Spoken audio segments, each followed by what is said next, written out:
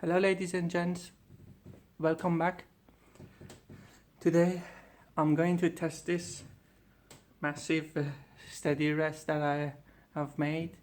You guys told me in a couple of videos before when I made that massive urn to make one, and I did. I made it a bit more solid than others done. I used oak board, much more expensive than using plywood, but I don't have to change it every couple of months. And also I made this feature here underneath where it can be turned, so once it goes into the lathe bed I can then turn that and then lock it from here and it won't go anywhere. Can't even rock back and forward because you can't, without that you can't rock it to the side, which is the purpose of this, because it goes around. If it doesn't go to the side it's gonna stay there, but just for a safety purpose I put that feature there. So, and later on I will cut these bolts when I get time. One thing that worries me is these still have lights, the lights working. I think at least when I was making it, it did have. Now it's not coming on, so hopefully they don't. I don't want them because it's gonna be a bit distracting for you guys, I would guess. Okay, let's get started and test this piece. I've got this massive piece of English yew. It's about 14 inches long and probably weigh about 4 to 5 kilos, something like that, very heavy. But it's gonna be one of these urns, different shape maybe, but it's gonna be an urn. So I'll be back in a second. I'll put this in between centers and we draw it up.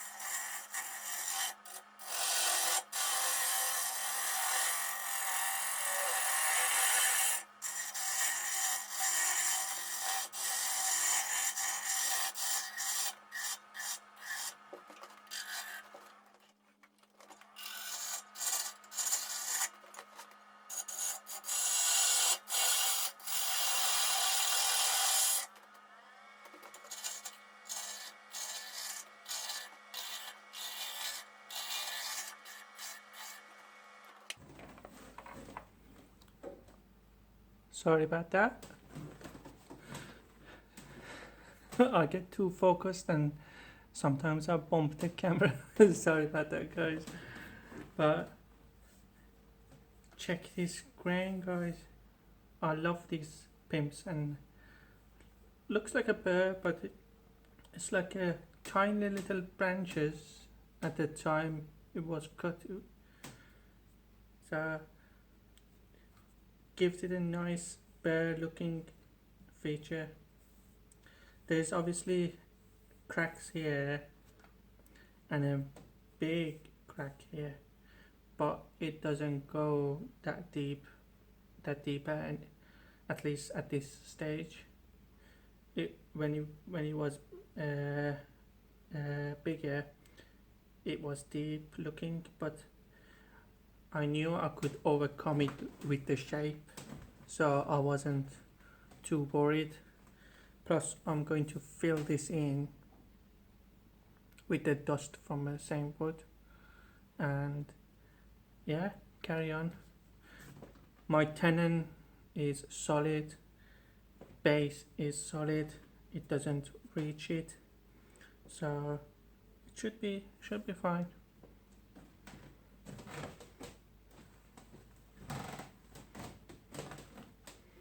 Just need to shape it up a bit more. Using carbide, I'm going to go around carbide, I'm going to go smooth things out, make it look nicer. Then we'll get to the hollow.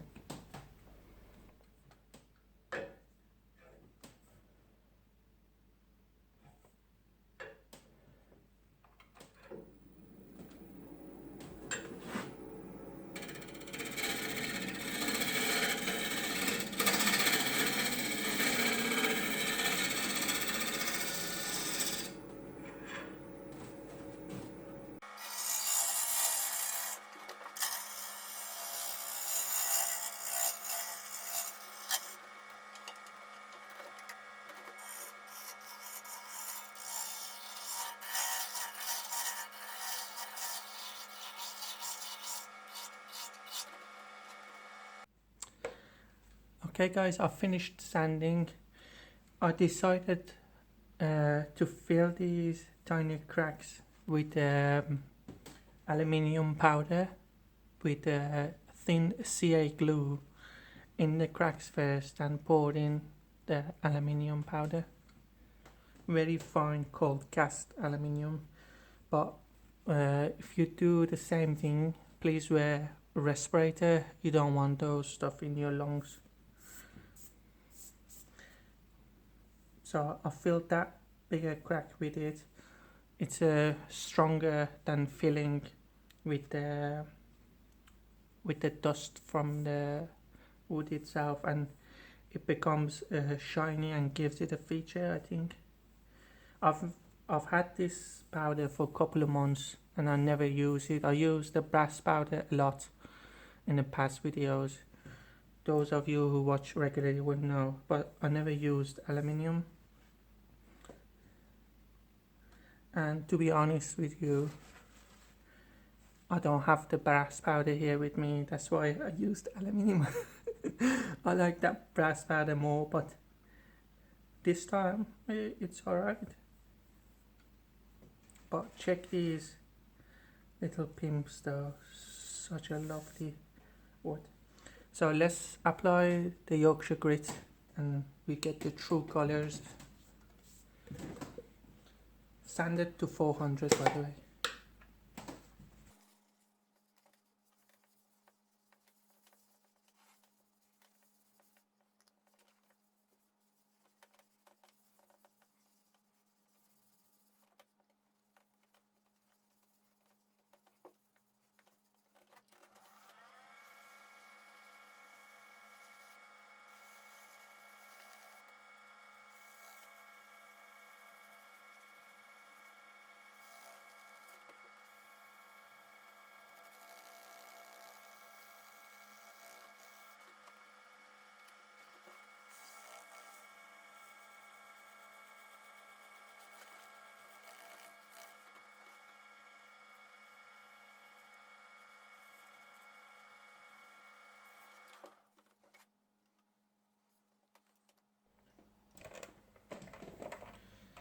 So guys, I've got the steady rest on there, and I'm going to use this 6mm Simon Hope carbide to hollow this all the way down, and I've got it on the quick release handle to make this even longer, because it comes like this with another one of these sleeves there, but you can take it out and put it on top of this red top.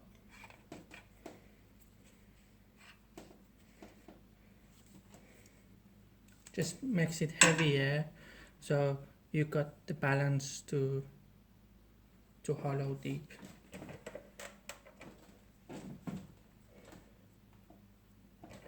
But unlike other Simon Hope carbide, this doesn't have the 45 already established with the flat base. So as you can see, you need to practice a bit with this one to get that 45 right.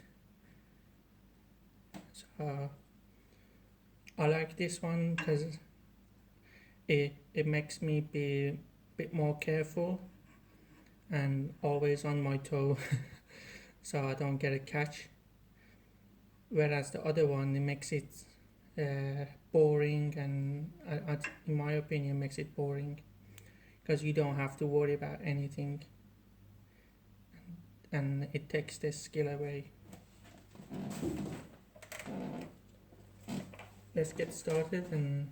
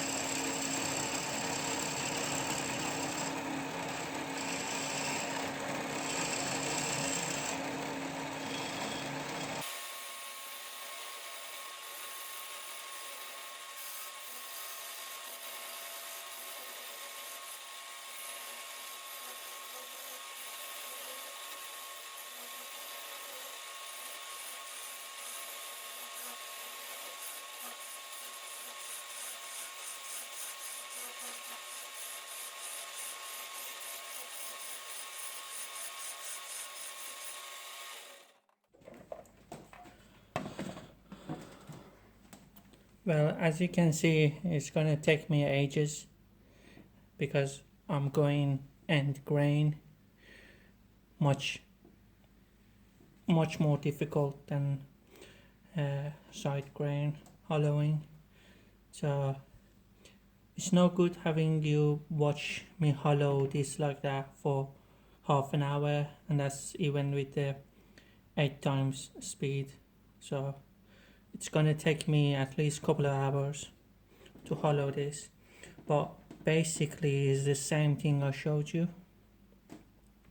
Now with this sort of hollowing, you need to go back to your chuck every let's say 10 minutes or so, and tighten both sides of the chuck just to make sure, because to squeeze the fibers again, otherwise you're gonna have this flying off. So watch out with that. Steady rest helps, but don't go carefree like without tightening them. Make sure you tighten it.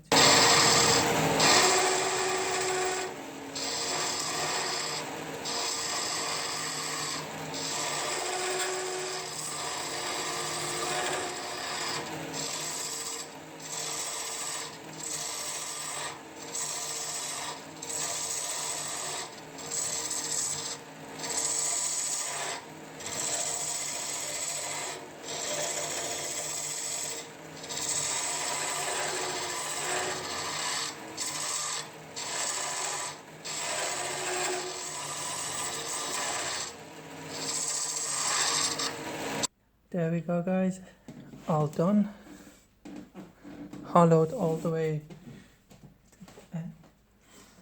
Took me ages and ages, very tiring, but it's a massive project, and at the end it always pays off and worth it. So I'm gonna let the finish dry. I'll put a microcrystalline wax, and then I'll part it off and we'll start on the lid. It's gonna be nice and simple lid. Alright guys, I've got a piece of laburnum here. It had some cracks here and I trued it up, got the cracks out and got it into the chuck, ready for the lid. I think I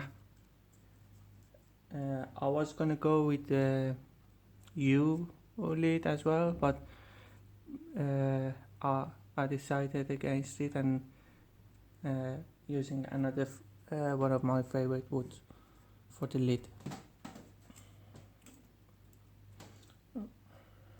See, it's better to get rid of it before turning. You don't want that flying off you. I need to true up the face again, then we put a recess and then we can turn it around.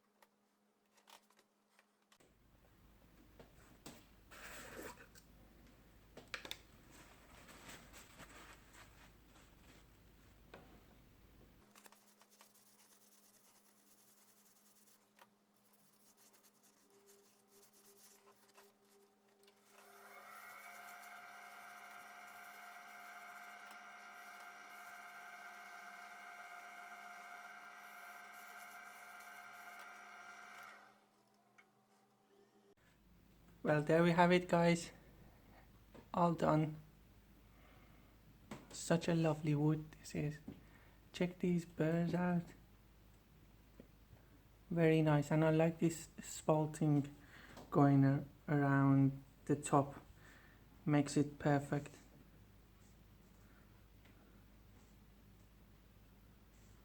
This actually was a piece from a firewood pile that a seller had, and I purchased it. I was like, this is still a good wood now. So yeah, always make sure to to thoroughly check the wood, you know, before you decide to burn it, especially if it's you. It's like a no for me. Like, I have to turn it, and it either splits and falls to pieces, then it's ready to be burned. Otherwise I have to turn it, and I'm glad that this split it had didn't discourage me to try it, because although when it was a log it looked deep, but it wasn't really that deep. So it's not deep enough to go in. So yeah, and here's the inside of it. Nice and hollow, all the way till here. It's hollowed. I will put some pictures at the end. I hope you enjoyed it. If you have, please hit the like button and subscribe if you haven't done already. We're getting close to 3,000 subscribers, which at 3,000 I'll be giving one of my projects away to you guys, and I'll ship it to anywhere in the world. I did it for the past two, for the 2,000 and 1,000. Usually I do it before we hit the 3,000, but I mean to the 1,000, because I'm impatient. But yeah, I hope you enjoyed it. Thank you for watching, and thank you for comments on our past videos. I appreciate it, and it made me very happy when I saw people getting inspired to turn and make the project I did, and also people who had you and wanted and didn't know what to make. Yeah, just turn whatever you got, you know. It's going to be better than what it was, you know, a log or a blank. Whatever you turn, it's going to be better than what it was. So don't keep it like sitting in the garage. That's what I'm going to say. Anyway, I won't ramble much more. Take care, guys. I'll talk to you on the next video. Bye.